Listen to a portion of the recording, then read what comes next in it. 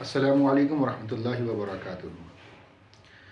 آج ہم ایک نئی سیریز کی شروعات کر رہے ہیں جس سیریز کا نام ہے اسلام ان یورپ۔ یورپ کے دیگر ملکوں میں اسلام کیسے پہنچا، کیسے وہاں اسلامی حکومت قائم ہوئی، کیسے اسلام کا پرچم بلند ہوا، اور پھر آخر میں کیسے اسلام کی تنزلی وہاں سے شروع ہو گئی اور کہیں کہیں اسلام کا نام و نشان مٹ گیا، اس کے بارے میں بات کریں گے۔ جو سب سے پہلی جگہ ہے، سب سے پہلا ملک ہے، اس کے بارے میں بات کریں گے، وہ ہے اسپین۔ اسپین کو اس زمانے میں عربی میں اندلس کہا جاتا تھا، اور اسپین کے باشندہ ان کو اس جگہ کو ہسپانیہ کہتے تھے۔ تو اسپین میں اسلام کیسے پہنچا، اس کے بارے میں ایک چھوٹی سی کہانی ہے جس کی کہیں سے دلیل تو نہیں ملتی، لیکن وہ کہانی ہے کہ اسپین کے اندر میں ایک بادشاہ ہوا کرتا تھا جس کا نام تھا روڈرک۔ وہ اپنی رعایا پر بہت ظلم و ستم کیا کرتا تھا۔ وہاں ایک آدمی تھا جس کا نام جولین تھا۔ جولین کی بیٹی کے ساتھ روڈرک نے غلط کام کیا تھا، جس سے وہ ناراض ہو کر اس زمانے میں افریقہ کے جو گورنر تھے، افریقہ میں امید حکومت تھی، اس کے خلیفہ تھے موسیٰ بن نصیر۔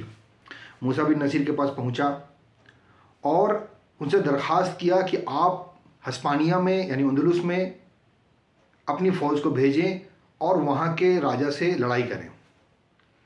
تو موسیٰ بن نصیر نے اپنے سپہ سالار طارق بن زیاد کو اسپین کے لیے روانہ کیا۔ ان کے ساتھ 7,000 کی فوج تھی۔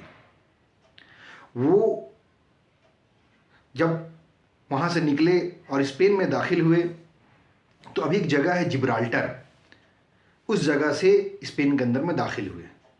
جبرالٹر کے پیچھے بھی ایک بات ہے کہ جبرالٹر کا اصل نام جبل الطارق تھا۔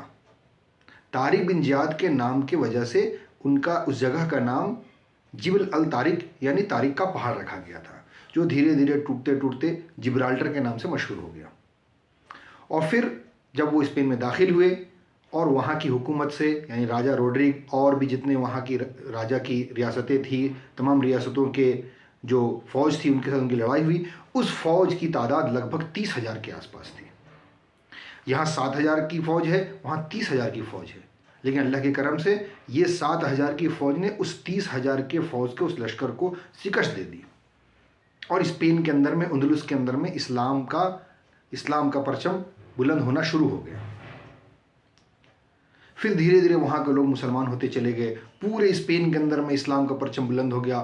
پھر اسپین کے اندر میں ایک ایسا دور آیا کہ آج بھی اسپین کے سب سے گولڈن ایرا کو، سب سے سنہرے دورے کو اگر دور کو گنا جائے تو وہ دور وہ زمانہ تھا جس زمانے میں مسلمانوں کی حکومت اسپین کے اندر میں تھی۔ کرتبا یعنی کوروڈوبا، گرناتا وغیرہ ایسے شہر تھے جہاں مسلمانوں کی بڑی آبادی تھی، اور بڑے بڑے مسجد، آج بھی وہاں ایک مسجد ہے، مسجد کرتبا، گرینڈ موسک آف کوروڈوبا کہا جاتا ہے۔ بعد میں اس کو چرچ میں تبدیل کر دیا گیا۔ بہت بڑی مسجد ہے، ہزاروں کی تعداد میں اس میں جو ہے پیلر ہے، اور وہ مسجد آج چرچ میں تبدیل کر دی گئی ہے۔ وہاں بڑے بڑے سائنسداں پیدا ہونے لگے مسلمانوں کے اندر میں، بڑے بڑے علماء دین پیدا ہونے لگے، میڈیکل سائنس عروج پر، ترقی پر پہنچ گیا۔ لیکن پھر دھیرے دھیرے مقصد اصلی کو چھوڑنے کی وجہ سے اور آپس میں ٹوٹ ہونے کی وجہ سے وہاں جو ہے اسلام دھیرے دھیرے کمزور پڑتا گیا، اسلامی حکومت کمزور ہوتی گئی، چھوٹی چھوٹی ریاستوں میں لوگ بٹتے چلے گئے، اور آخر میں 1492 عیسوی جو آخری لڑائی ہوئی، وہاں مسلمانوں کا نام و نشان مٹ گیا۔ مسلمانوں کو یا تو قتل کر دیا گیا، یا جو مسلمان بچے ان کو جو ہے کشتی میں سوار کر کے افریقہ کے اندر بھیج دیا گیا، اور جو بچے وہ جو ہے عیسائی مذہب قبول کر لیے۔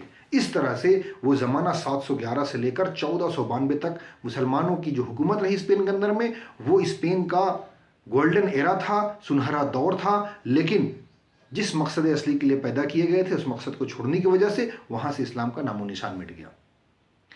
آج کے لیے اتنا ہی، اب ودا لیتا ہوں۔ اگلی ویڈیو میں ہم پھر ملیں گے، دوسرے ملک کے بارے میں جانیں گے۔ تب تک کے لیے السلام علیکم۔